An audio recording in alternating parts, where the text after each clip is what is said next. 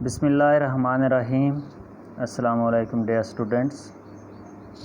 Today we will discuss about the introduction of sociology. Aristotle said man is a social animal.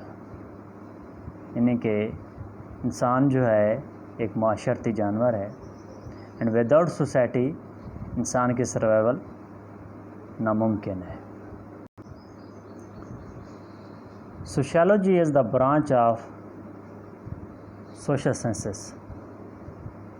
यानी कि sociology जो है as like other social sciences जैसे कि anthropology, economics, psychology, political science, ये भी एक सोशल साइंस है जिसके अंदर जो है सिस्टमेटिक वे जो है वो यूज़ किया जाता है. सिस्टमेटिक वे क्या होता है? जिसके अंदर स्टेप बाय स्टेप जो है ना हम लोग किसी भी चीज़ की इन्वेस्टिगेशन करते हैं या कोई भी प्रोसेस जो है वो जब तरतीब के साथ किया जा रहा होता है तो वो बेसिकली सिस्टमेटिक वे बन जाता है.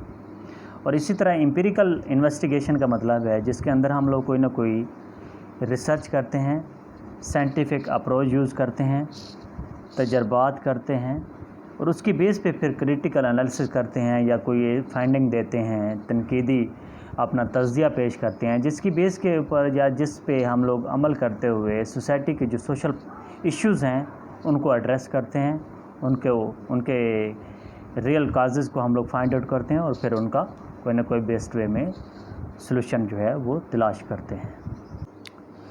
Sociology is a broad discipline in term of both methodology and subject matter. Its traditional focus have included social relations, social stratifications, social interaction, culture and deviance.